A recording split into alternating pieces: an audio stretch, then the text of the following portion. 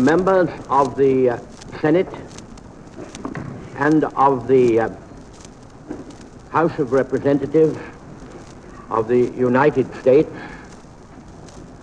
I feel greatly honored that you should have invited me to enter the United States Senate chamber and address the representatives of both branches of Congress.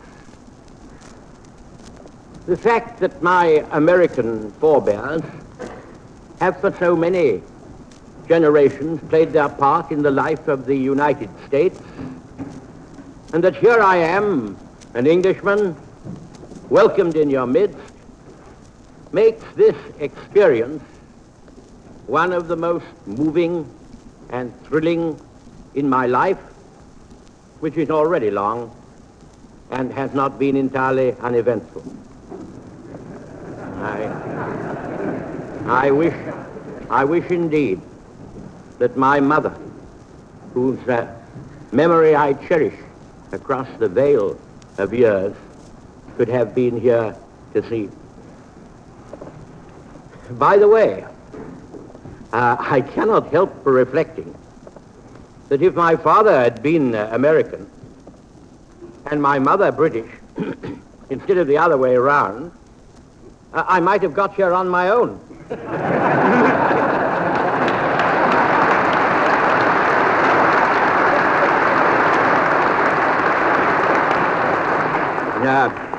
In that case, this would not have been the first time you would have heard my voice. In that case, I should not have needed any invitation. But if I had, it is hardly likely that it would have been unanimous. So perhaps things are better as they are. I may confess, however, that I do not feel quite like a fish out of water in a legislative assembly where English is spoken. I'm a child of the House of Commons. I was brought up in my father's house to believe in democracy. Trust the people. That was his message. I used to see him cheered at meetings and in the streets by crowds of working men way back in those aristocratic Victorian days when, as Disraeli said, the world was for the few and for the very few. Therefore, I have been in full harmony all my life with the tides which have flowed on both sides of the Atlantic against privilege and monopoly, and I have steered confidently towards the Gettysburg ideal of government of the people, by the people, for the people.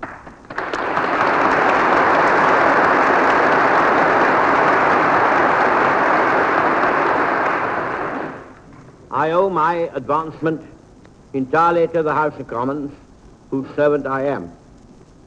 In my country, as in yours, public men are proud to be the servants of the state and would be ashamed to be its masters. On any day, if they thought the people wanted it, the House of Commons could, by a simple vote, remove me from my office. But I'm not worrying about it at all. As a matter of fact, I am sure they will approve very highly of my journey here, for which I obtained the King's permission, in order to meet the President of the United States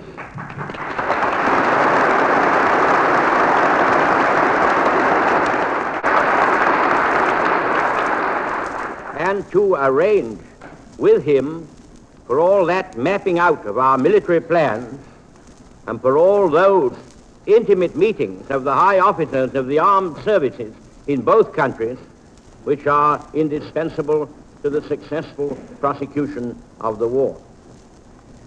I should like to say, first of all, how much I have been impressed and encouraged by the breadth of view and sense of proportion which I have found in all quarters over here to which I've had access. Anyone who did not understand the size and solidarity of the foundations of the United States, might easily have expected to find an excited, disturbed, self-centered atmosphere with all minds fixed upon the novel, startling, and painful episodes of sudden war as they hit America. After all, the United States have been attacked and set upon by three most powerfully armed dictator states, the greatest military power in Europe, the greatest military power in Asia. Japan, Germany, and Italy have all declared and are making war upon you. And a quarrel is open which can only end in their overthrow or yours. But here in Washington, in these memorable days, I have found an Olympian fortitude which, far from being based upon complacency, is only the mask of an inflexible purpose and the proof of a sure, well-grounded confidence in the final outcome.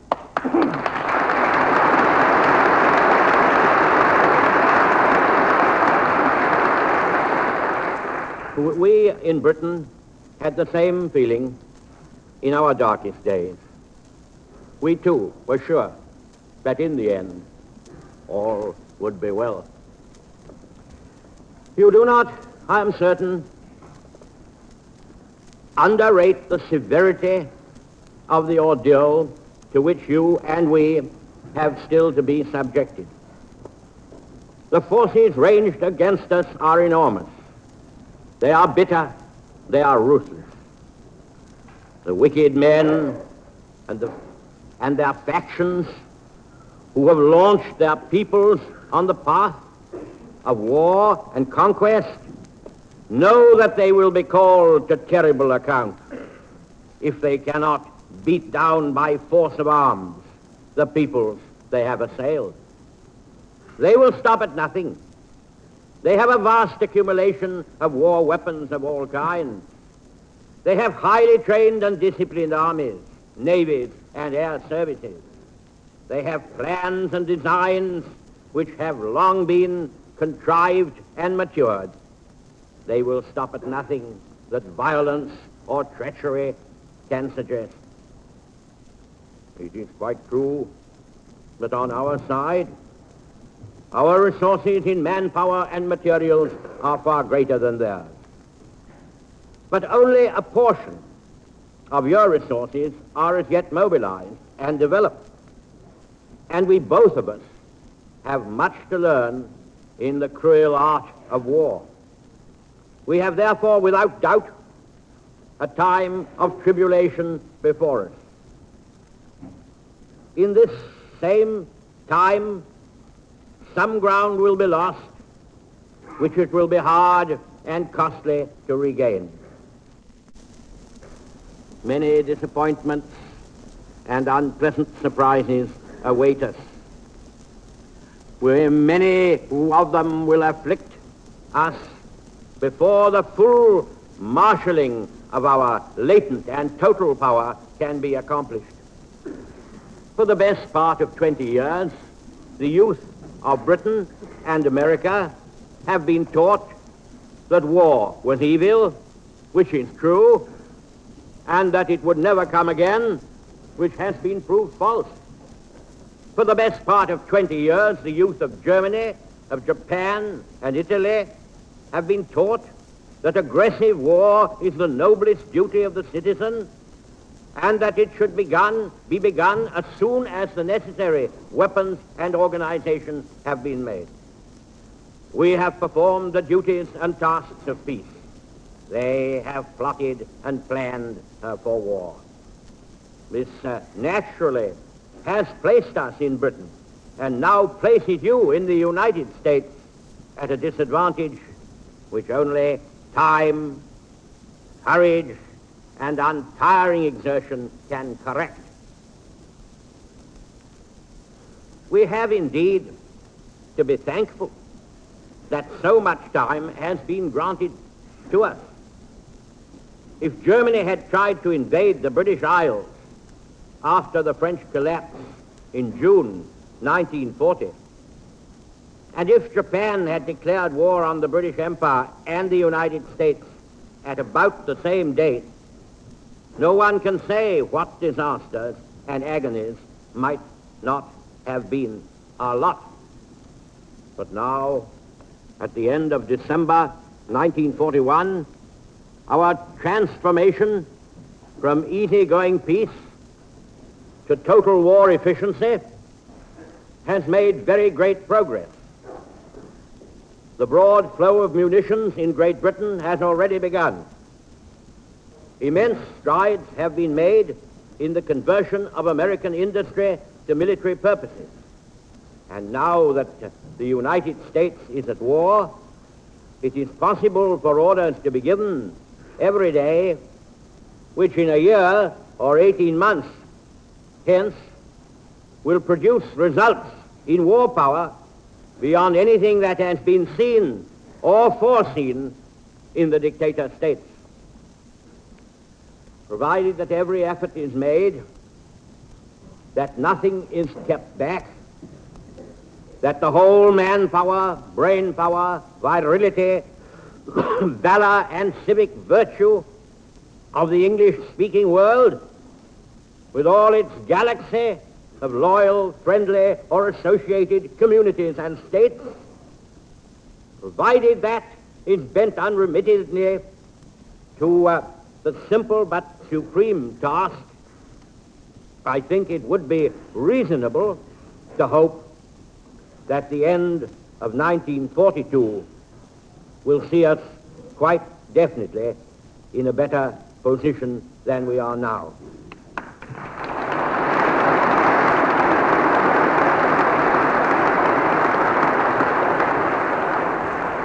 And that the year 1943 will enable us to assume the initiative upon an ample scale.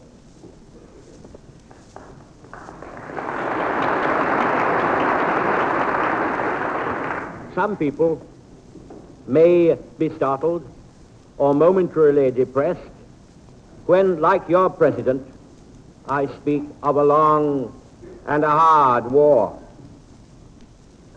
Our peoples would rather know the truth, somber though it be. And after all, when we are doing the noblest work in the world, not only defending our hearths and homes, but the cause of freedom in every land, the question of whether deliverance comes in 1942 or 1943 or 1944 falls into its proper place in the grand proportions of human history.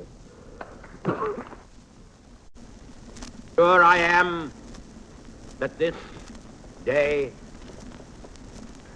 now, we are the masters of our fate, that the task which has been set us is not above our strength, that its pangs and toils are not beyond our endurance.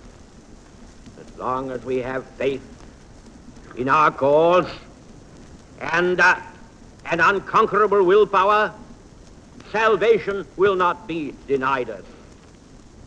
In the words of the psalmist, he shall not be afraid of evil tidings. His heart is fixed, trusting in the Lord. Not all the tidings will be evil. On the contrary, mighty strokes of war have already been dealt against the enemy. The glorious defense of their native soil by the Russian armies and people,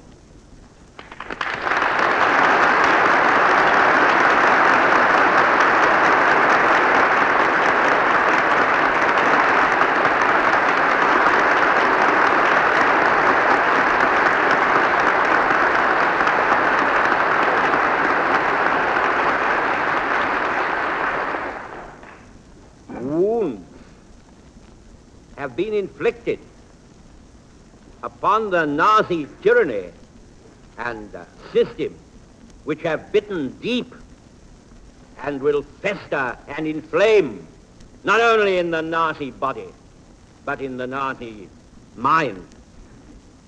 The boastful Mussolini has crumpled already. He is now but a lackey and a serf, the merest utensil of his master's will.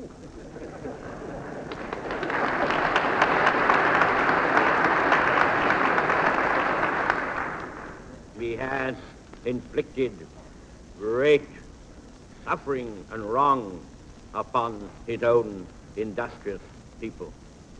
He has been stripped of all his African empire. Abyssinia has been liberated.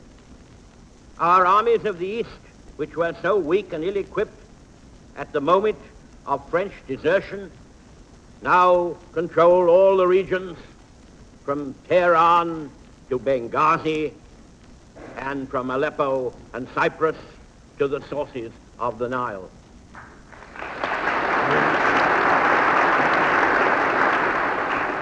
For many months we devoted ourselves to preparing to take the offensive in Libya. The very considerable battle which has been proceeding there for the last 6 weeks in the desert has been most fiercely fought on both sides. Owing to the difficulties of supply upon the desert flank, we were never able to bring numerically equal forces to bear upon the enemy. Therefore, we had to rely upon a superiority in the numbers and qualities of tanks and aircraft, British and American. For the first time, aided by these, for the first time we have fought the enemy with equal weapons. For the first time we have made the Hun feel the sharp edge of those tools with which he has enslaved Europe. The armed forces of the enemy in Cyrenaica amounted to about 150,000 men, of whom a third were Germans. General Auchinleck set out to destroy totally that armed force, and I have every reason to believe that his aim will be fully accomplished.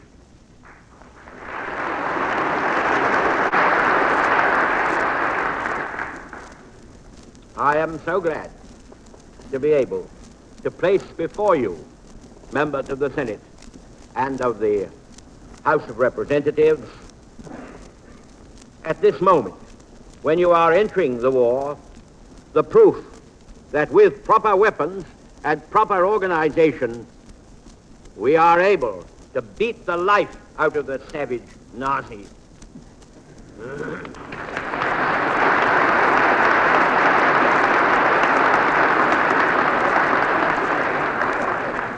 What Hitlerism is suffering in Libya is only a sample and a foretaste of what we have got to give him and his accomplices wherever this war should lead us in every quarter of the globe.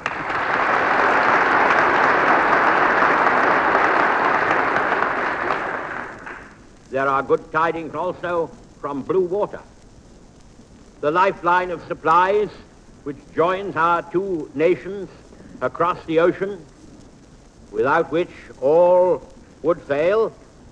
That lifeline is flowing steadily and freely in spite of all that the enemy can do. It is a fact that the British Empire, which many thought 18 months ago was broken and ruined, is now incomparably stronger and is growing stronger with every month.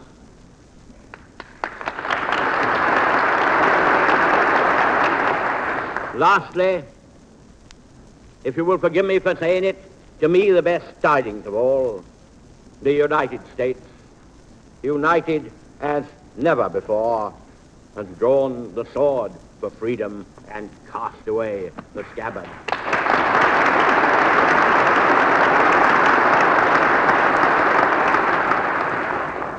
All these tremendous facts have led the subjugated peoples of Europe to lift up their heads again in hope. They have put aside forever the shameful temptation of resigning themselves to the conqueror's will. Hope has returned to the hearts of scores of millions of men and women. And with that hope, there burns the flame of anger against the brutal, corrupt invader. And still more fiercely burn the fires of hatred and contempt for the filthy quislings whom he has suborned.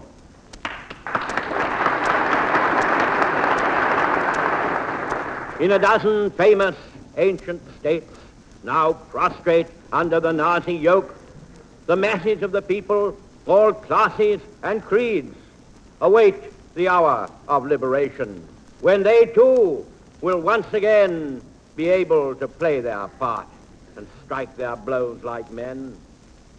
That hour will strike, and its solemn peal will proclaim that night is past and that the dawn has come. The onslaught upon us, so long and so secretly planned by Japan, has presented both our countries with grievous problems for which we could not be fully prepared. If people ask me, as they have a right to ask me, in England, why is it that you have not got an ample equipment of modern aircraft and army weapons of all kinds in Malaya and in the East Indies? I can only point to the victory General Auchinleck has gained in the Libyan campaign. Had we diverted and dispersed our gradually growing resources between Libya and Malaya, we should have been found wanting in both theaters. If the United States has been found at a disadvantage at various points in the Pacific Ocean, we know well that that is to no small extent because of the aid which you have been giving to us in munitions for the defense of the British Isles and for the Libyan campaign, and above all, because of your help in the Battle of the Atlantic, upon which all depend and which has, in consequence, been successfully and prosperously maintained. Of course, it would have been much better, I freely admit, if we had had enough resources of all kinds to be at full strength at all threatened points. But considering how slowly and reluctantly we brought ourselves to large-scale preparations and how long these preparations take, we had no right to expect to be in such a fortunate position. The choice of how to dispose of our hitherto limited resources had to be made by Britain in time of war and by the United States in time of peace. And I believe that history will pronounce that upon the whole, and it is upon the whole that these matters must be judged, that the choice made was right. Now that we are together, now that we are linked in a righteous comradeship of arms, now that our two considerable nations, each in perfect unity, have joined all their life energies in a common resolve, a new scene opens upon which a steady light will glow and brighten. Many people have been astonished that Japan should in a single day have plunged into war against the United States and the British Empire. We all wonder why, if this dark design with its laborious and intricate preparations had been so long filling their secret minds, they did not choose our moment of weakness 18 months ago. Viewed quite dispassionately, in spite of the losses we have suffered and the further punishment we shall have to take, it certainly appears an irrational act. It is, of course, only prudent to assume that they have made very careful calculation and think they see their way through. Nevertheless, there may be another explanation. We know that for many years past, the policy of Japan has been dominated by secret societies of subaltern and junior officers of the Army and Navy who have enforced their will upon successive Japanese cabinets and parliaments by the assassination of any Japanese statesman who opposed or who did not sufficiently further their aggressive policy. It may be that these societies, dazzled and dizzy with their own schemes of aggression and the prospect of early victory, have forced their country against its better judgment into war. They have certainly embarked upon a very considerable undertaking. After the outrages they have committed upon us at Pearl Harbor, in the Pacific Islands, in the Philippines, in Malaya and the Dutch East Indies, they must now know that the stakes for which they have decided to play are mortal. When we look at the resources of the United States and the British Empire compared to those of Japan, when we remember those of China, which have so long valiantly withstood invasion and tyranny,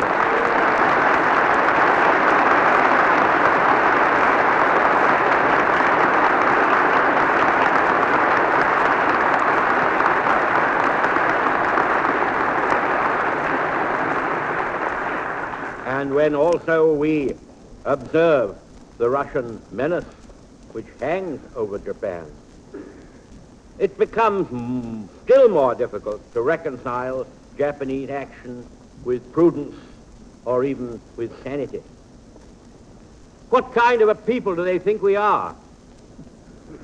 Is it possible they do not realize that we shall never cease to persevere against them until they have been taught a lesson which they and the world will never forget?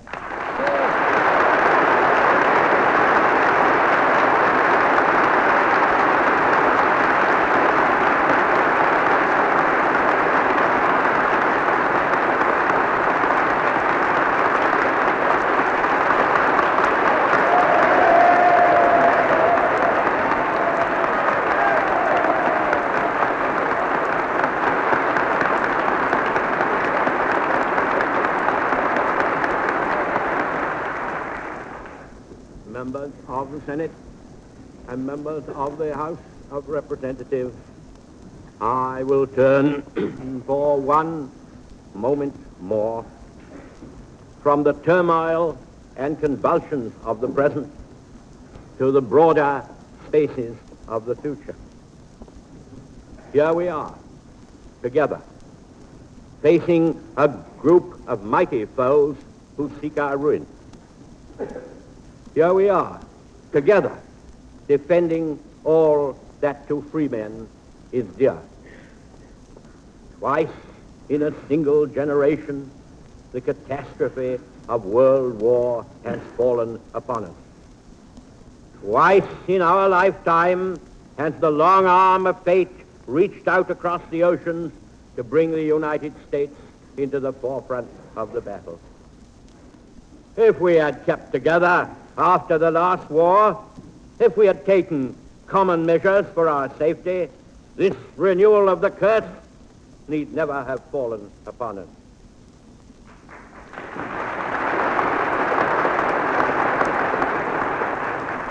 Do we not owe it to ourselves, to our children, to tormented mankind, to make sure that these catastrophes do not engulf us for the third time?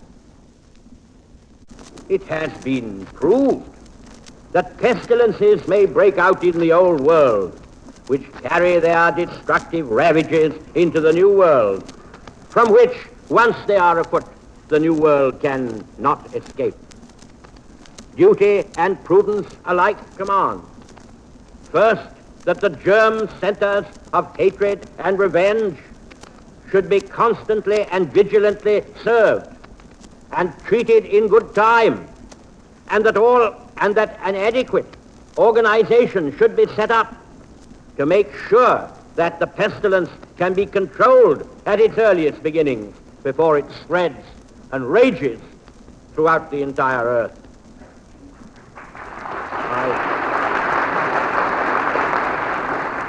5 or 6 years ago, it would have been easy, without shedding a drop of blood, for the United States and Great Britain to have insisted on the fulfillment of the disarmament clauses of the treaties which Germany signed after the Great War. And that also would have been the opportunity for assuring to the Germans those materials, those raw materials, which we declared in the Atlantic Charter should not be denied to any nation, victor or vanquished. The chance has passed. It is gone. Prodigious hammer strokes have been needed to bring us together today. If you will allow me to use other language, I will say that he must indeed have a blind soul who cannot see that some great purpose and design is being worked out here below, of which we have the honor to be the faithful servants. It is not given to us to peer into the mysteries of the future. Still I avow my hope and faith, sure and inviolate, that in the days to come, the British and American peoples will, for their own safety and for the good of all, walk together in majesty, in justice, and in peace.